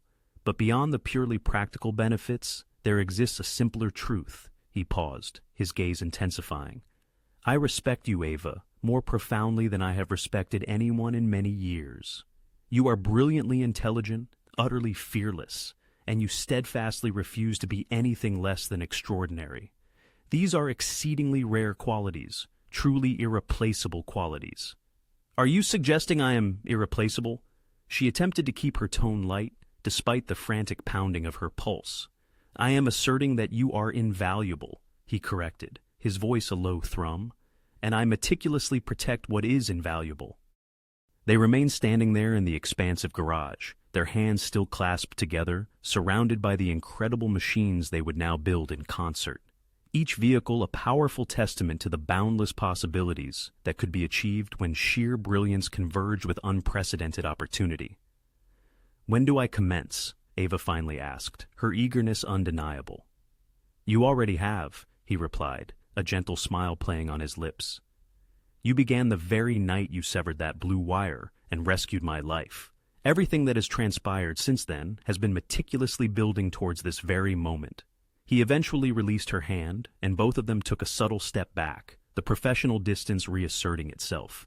Yet, something profound had irrevocably shifted between them, something neither of them was quite prepared to fully articulate. I will have the contracts meticulously drafted by tomorrow, Damien stated. Take your time in reviewing them, implement any changes you deem necessary. I will, she confirmed, And Ava, thank you for agreeing, for placing your trust in me. Thank you for being someone unequivocally worthy of trust, she responded, her gaze steady. As Ava ascended in the elevator, leaving the private garage and its extraordinary contents behind, a profound realization washed over her. She had finally achieved precisely what she had always yearned for. Not merely a garage outfitted with cutting-edge tools, not just a fleeting spark of recognition, but a genuine, unwavering partnership with someone who truly comprehended the monumental edifice she was meticulously constructing. She was no longer merely the elusive ghost mechanic. She had effectively become the chief engineer of an empire, wielding the formidable power to render that empire utterly unstoppable. And she had accomplished it all entirely on her own, meticulously established terms. 6 weeks had passed, and Ava now commanded her new headquarters, a vast subterranean facility that made Damen's initial garage seem like a mere tinkering shed. This sprawling space, spanning 3 city blocks beneath Chicago's industrial heartland, had been meticulously excavated and customized to her precise vision. 50,000 square feet of operational area were sectioned into specialized zones: fabrication, intricate electronics work, armor integration, rigorous testing, and cutting-edge research and development. The equipment within was so sophisticated that even top military contractors would cast envious glances. A hand-picked team of 32 specialists, each personally vetted and rigorously trained by Ava herself, now operated under her discerning eye. This was no mere garage. It was a burgeoning empire nested within a larger one. "Boss, we've hit a snag with the Detroit shipment," a voice announced, pulling Ava from her thoughts. She turned to find Vincent, a former Army mechanic she'd recruited from Fort Bragg, approaching with a tablet in hand. Towering at 6'4" and adorned with tattoos, he had initially harbored skepticism about taking orders from a civilian woman. That was until he witnessed her completely overhaul an armored vehicle system in just 4 hours. Now, his adherence to her directives was absolute. "What kind of snag?" Ava inquired, taking the tablet. "The armor supplier altered the alloy composition without our knowledge," Vincent explained. "It's throwing off the weight distribution calculations for the suspension systems. If we proceed as planned, the vehicles will handle incredibly poorly." Ava swiftly reviewed the specifications, her mind effortlessly crunching numbers. "We'll need to recalibrate the suspension geometry and upgrade the shock absorbers, switch to the Billerstein 7100 series, increase the spring rate by 15%, and adjust the anti-roll bar diameter by up 2 millimeters. Vincent's fingers flew across the tablet. "That will push delivery back by 3 days. Better 3 days late than dispatching vehicles that underperform," Ava stated firmly. "I refuse to attach my name to substandard work." "Yes, ma'am." He paused. "The Detroit crew is asking when you'll be coming to inspect their facility." "Next week," she replied. "Tell them if they truly wish to impress me, all their tools should be organized alphabetically, and every piece of equipment meticulously calibrated. I will be checking." Vincent grinned. "They're absolutely terrified of you, you know." "Good," Ava said, a slight smile softening her tone. "Fear keeps people sharp. How's the Milwaukee project progressing? Is it on schedule?" "The vehicles passed all field tests," he reported. "They're eager for you to see them in action. Set it up for Friday." After Vincent departed, Ava surveyed her domain, observing the organized chaos of her operation. In Bay 3, 2 technicians were installing an advanced communication system she had personally designed, encrypted, satellite-based, and impervious to jamming or interception. Within Bay 5, a team was rigorously stress-testing reactive armor panels, discharging rounds into ballistic gel to meticulously measure impact absorption. Over in Bay 7, Tommy, who had followed her from Damen's original garage, had refused to be left behind after declaring, "You're the finest mechanic I've ever seen.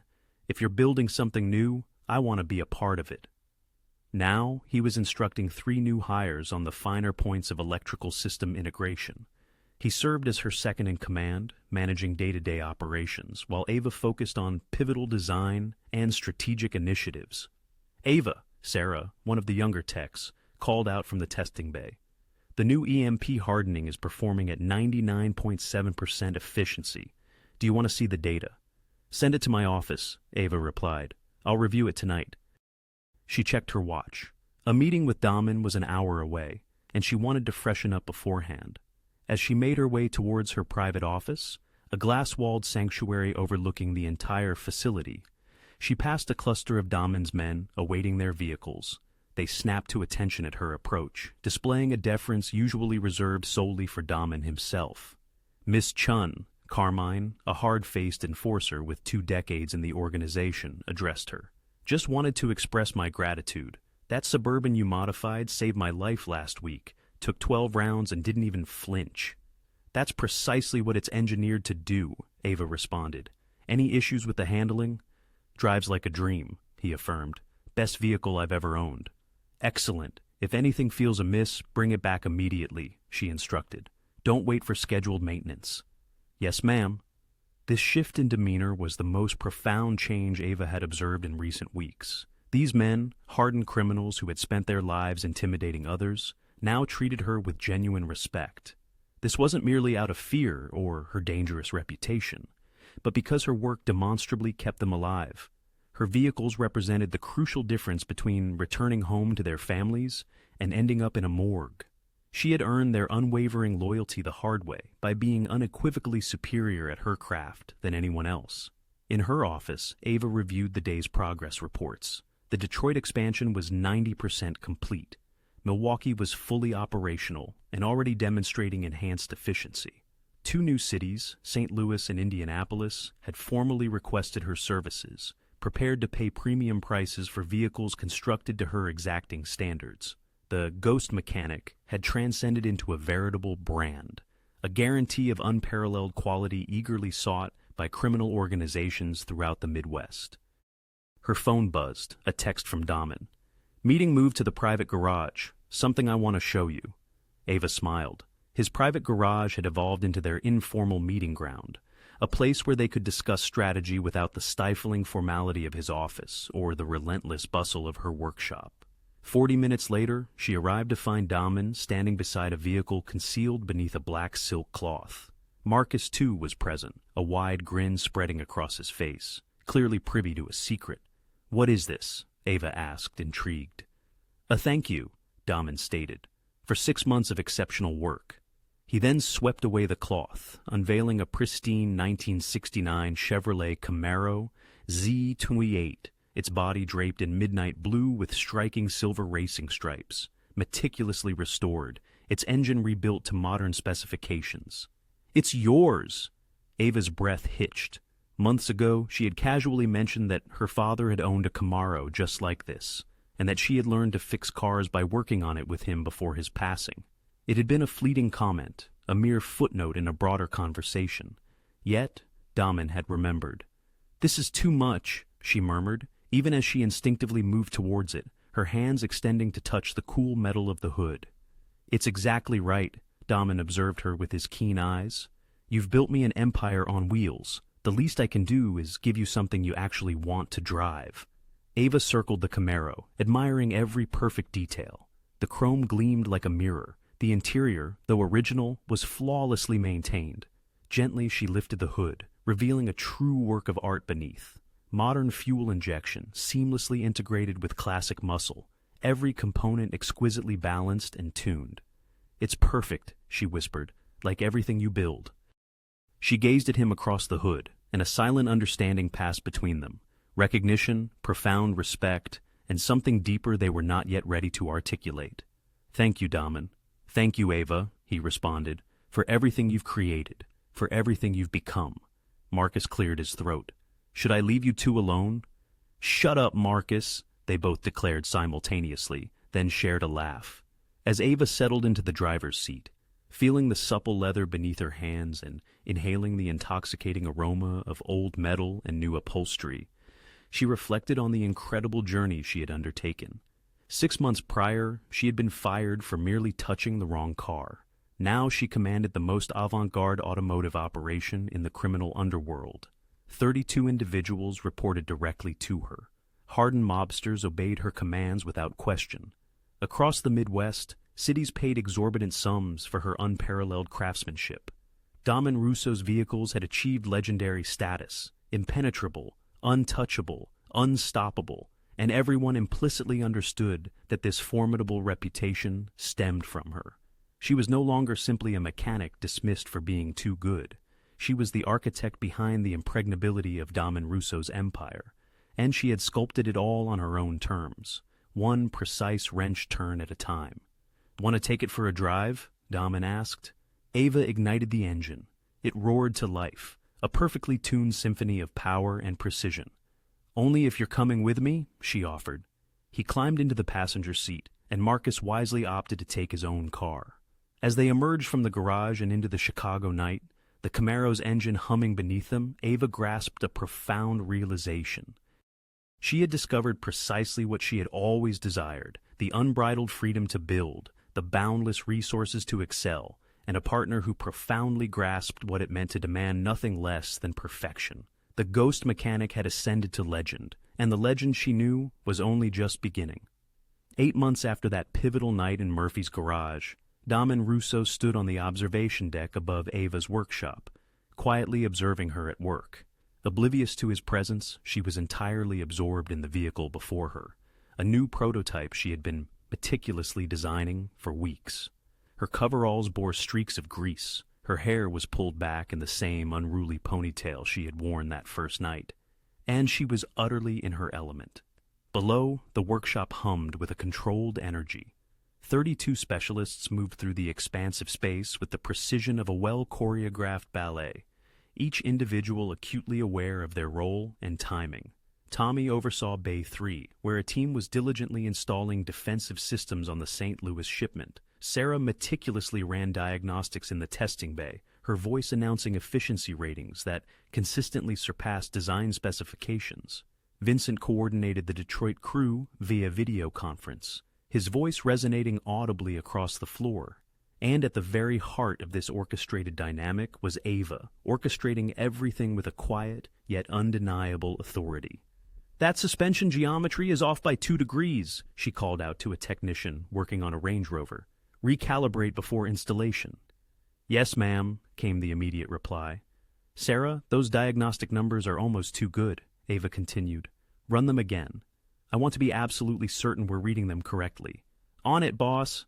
"Tommy, the encryption keys for the Milwaukee vehicles need to be regenerated. The old ones expire in 48 hours. "Already done," Tommy responded without missing a beat. "I sent the new keys this morning." Damen smiled. This, he realized, was the true essence of leadership, not a domination enforced through fear, but a profound excellence forged through respect. Her team followed her implicitly because she was demonstrably superior to anyone else, because she demanded the same unwavering perfection from herself that she expected from them. He had built his own empire on raw power and intimidation. Ava, however, was building hers on something far more enduring. Damien observed her from the deck, marveling at her prowess, which served as a constant reminder of why he entrusted her with matters of utmost importance. While she cultivated her stature through capability and trustworthiness, his path was markedly different, yet both converged on the same outcome. Marcus materialized by his side. "She's unaware of your presence," Marcus noted. "I know," Damien replied. "I enjoy observing her. It reaffirms my confidence in her handling everything vital." "Other syndicates are inquiring," Marcus continued. "Word has spread about her extraordinary talents. The Italians are keen to hire her, and the Russians extended an offer last week. Even legitimate security firms are reaching out." "And what was her response?" Damien inquired. "She informed them she has a partner, that she doesn't renege on her commitments, and that they'd have an easier time relocating Lake Michigan with a spoon," Marcus chuckled. "She's incredibly loyal, boss, more so than many who were raised in this lifestyle." "Her loyalty is to her principles," Damien corrected, "and I happen to align with them. The day I don't, she'll unequivocally tell me where to go." "True, that's precisely what makes her invaluable," Marcus concurred. Below, Ava stepped back from the vehicle she was meticulously crafting, wiping her hands on a rag with a look of deep satisfaction, a familiar expression whenever she conquered a complex challenge. Her gaze then drifted upward, catching Damien's eye on the observation deck. A genuine smile unfurled across her face, not the polite one she reserved for clients, nor the professional one she offered her team, but the rare, authentic smile meant for moments like this. She motioned for him to descend.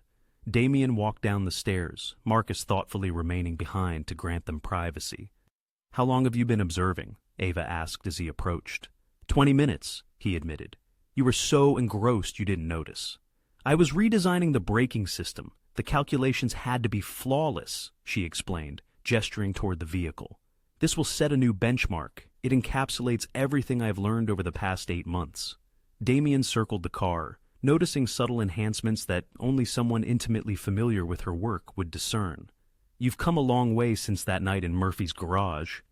"We both have," Ava replied, leaning against her workbench, studying him intently.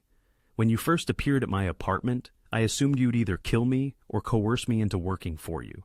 I never imagined we'd arrive at this point, partners equals, building something truly significant." She paused. "I never properly thanked you for that, for recognizing my potential rather than merely what I could offer you. I saw someone who refused to be constrained by fear or circumstance. That's a rare quality," he mused, "worth safeguarding, worth investing in." He moved closer. "You've surpassed every expectation. Ava, this facility, your team, the innovations you've pioneered, you've revolutionized this industry. Cities I've never even operated in are contacting us because they've heard about your vehicles." "Our vehicles?" she playfully corrected. "This is a partnership, remember?" "I remember," he smiled, that rare, authentic smile of his. "You remind me every time I contemplate making unilateral decisions, because unilateral decisions get people killed. We are stronger when we collaborate." Around them, the workshop hummed with its steady rhythm. Her team worked with meticulous precision and immense pride, constructing machines designed to protect dangerous individuals in a perilous world. It might not have been conventional success, but it was profoundly real, undeniably significant. "Do you ever regret it?" Damien asked softly. "Getting involved in all this? You could have walked away, pursued legitimate work." Ava pondered the question seriously. 6 months ago, I would have said yes.